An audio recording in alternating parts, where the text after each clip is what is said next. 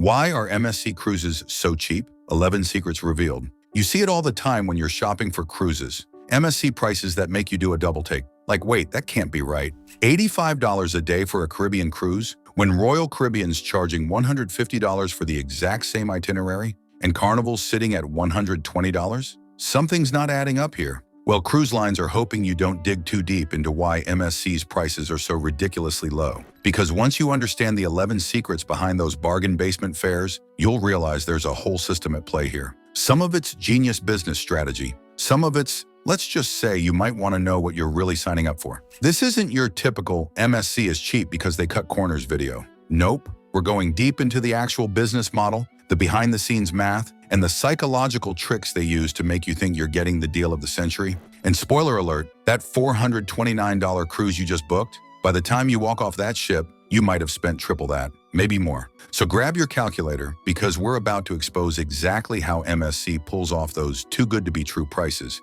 including the secret at the end that involves their billion-dollar shipping empire that most cruisers have no idea even exists. Let's dive in.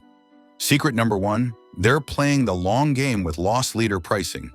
Here's what MSC knows that you probably don't. That advertised price, the one that made you click book now, faster than you can say all aboard, it's bait, pure and simple. They call it anchor pricing in the business world, and MSC has turned it into an art form.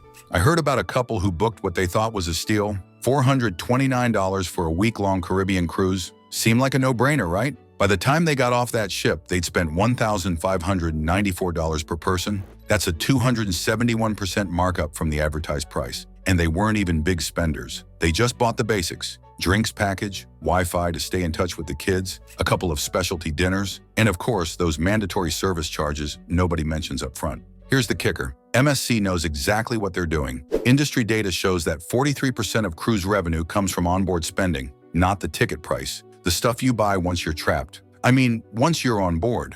So while Royal Caribbean's starting at a higher price point and hoping for modest upsells, MSC's starting in the basement and building up. It's the cruise equivalent of a free mobile game that somehow costs you $200 in microtransactions. Genius? Absolutely. Sneaky? You tell me. Secret number 2. They're masters at playing Tetris with human beings. Ever wonder how MSC can charge so much less for what looks like the same product? Well, here's a fun fact they don't advertise. They're cramming way more people into way less space than anyone else. Let me break down the actual numbers for you. On MSC Seascape, you've got 37.3 gross tonnage per passenger. Norwegian Prima, 46.3. Royal Caribbean's Wonder of the Seas, 41.1. Now that might sound like cruise nerd statistics, but here's what it actually means. MSC is packing people in like sardines in designer cans. Your interior cabin on MSC, 151 square feet. Same cabin on a competitor's ship, 172 square feet. That's 21 square feet less. Doesn't sound like much until you're trying to squeeze past your partner to get to the bathroom at 3 a.m. And here's the beautiful part. At least from MSC's perspective, more people per square foot means they can spread those operating costs across more passengers. It's like an apartment building adding extra floors without making the building any bigger. More rent, same costs. Brilliant for them. Cozy for you. Secret number 3, the skeleton crew situation nobody talks about. This one's actually kind of wild when you see the numbers. MSC Seascape runs with 2.75 passengers for every crew member. Norwegian Prima, 1.99 passengers per crew. Royal Caribbean, $2,4. Now you might think, so what? A few less crew members, big deal. But here's where it gets interesting. Labor costs make up about 18% of a cruise line's total revenue. For a company like Carnival, that's over $2 billion a year. So when MSC cuts their crew-to-passenger ratio, they're saving millions, maybe hundreds of millions. But here's what that means for you, the passenger. Remember that couple I mentioned who thought they got a deal? They also mentioned in their review that they waited 45 minutes for a drink at the pool bar. Why? One bartender for what looked like 200 thirsty cruisers. The dining room? Servers handling twice as many tables as they should.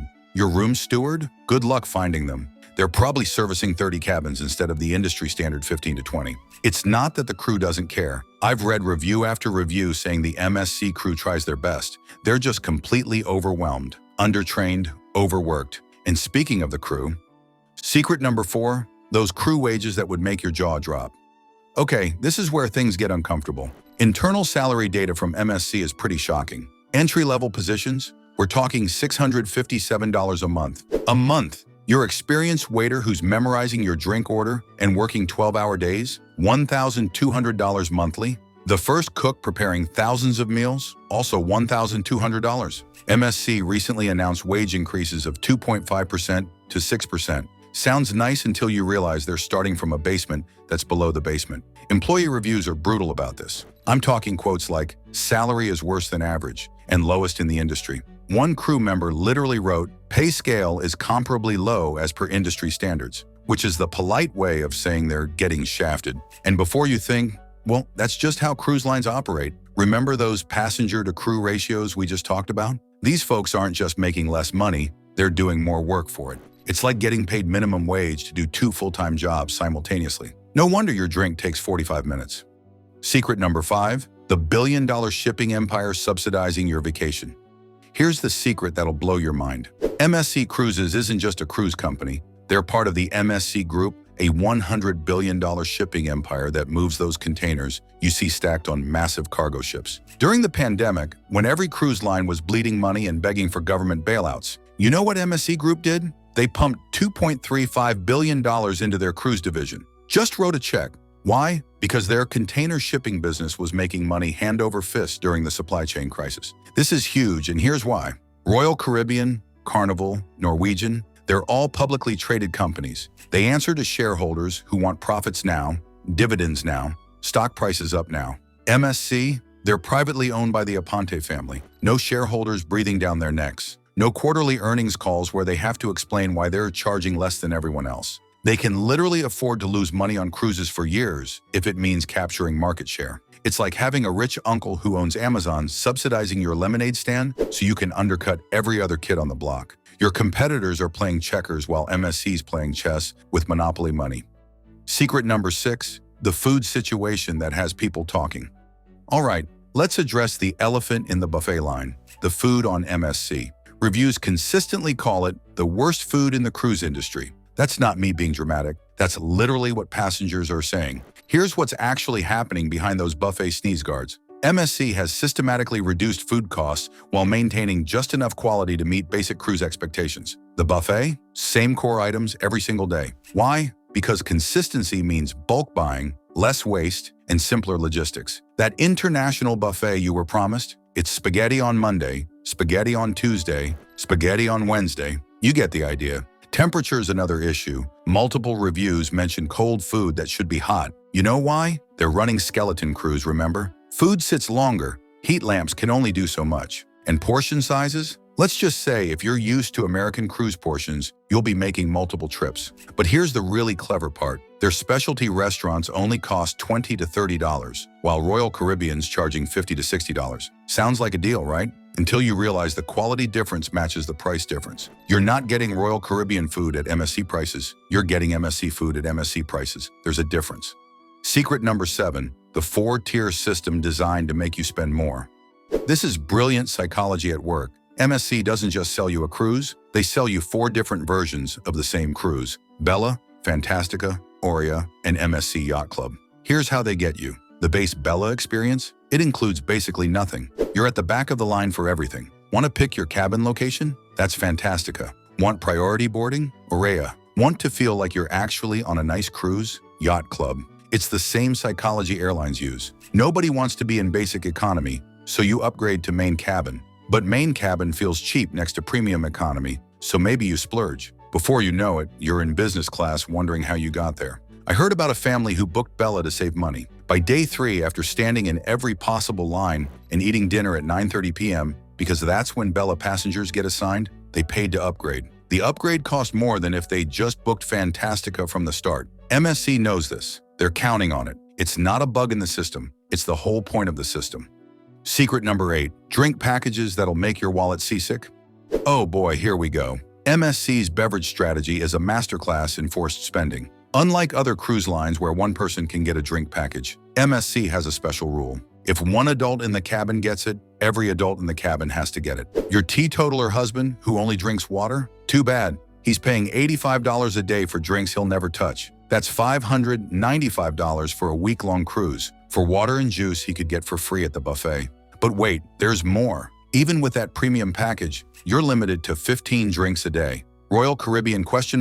Unlimited. Norwegian? Unlimited. MSC? Here's your drink counter. Don't lose track. And the Wi-Fi packages? Jesus. We're talking $270 for a week of basic connectivity. That's more than most people's monthly phone bills. But here's the kicker. They'll offer you 25% off if you buy it before the cruise. Sounds like a deal until you realize 25% off of highway robbery is still highway robbery.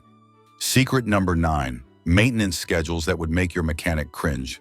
Industry standard says cruise ships should get major refurbishments every 3 to 4 years. Keeps them fresh, modern, competitive. MSC, they're pushing it to 7 years. But it gets better. Instead of building new ships when the old ones get really old, they're literally cutting them in half and adding a middle section. I'm not making this up. They took 4 Lyrica-class ships, sliced them like a submarine sandwich, and added extra length. MSC Magnifica got stretched by 23 meters in 2021. Cost them 140 million euros, which sounds like a lot until you realize a new ship costs over $1 billion. Oh, and they own 50% of the shipyard in Malta, where they do this work. So they're basically paying themselves for maintenance. It's like owning the mechanic shop that fixes your Uber fleet. Genius business move. But maybe think twice about booking that cabin right where they welded the ship back together.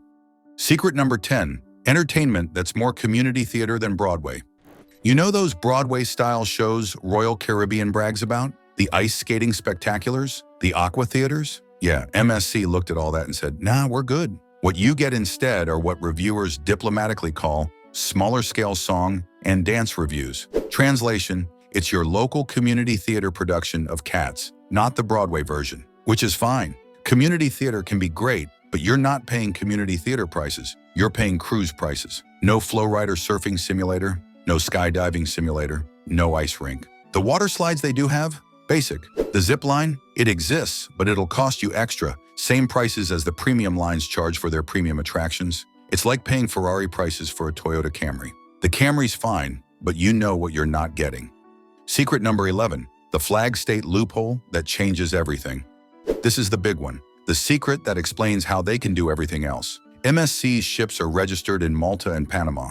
Not Italy, where the company's based. Not the US, where many passengers come from. Malta and Panama. Why? Because when you register your ship in these countries, you can hire international crew at international wages. Those 657 monthly salaries we talked about, totally legal under Maltese maritime law. If these ships were US flagged, they'd have to pay US minimum wage. We're talking about 10 times the labor cost overnight. But it's not just wages. Foreign flagged ships avoid US federal taxes under Section 883 of the Internal Revenue Code. They can hire from 144 different nationalities without worrying about work visas. They can follow Panama's safety regulations instead of stricter US Coast Guard requirements. Every major cruise line does this to some extent, but MSC has perfected it. They've built their entire business model around regulatory arbitrage. It's like running your online business through Delaware, except it's a floating city going through Panama. Before we wrap this up, if you've made it this far, you're clearly someone who likes to know what's really going on before you book that cruise. Hit that subscribe button,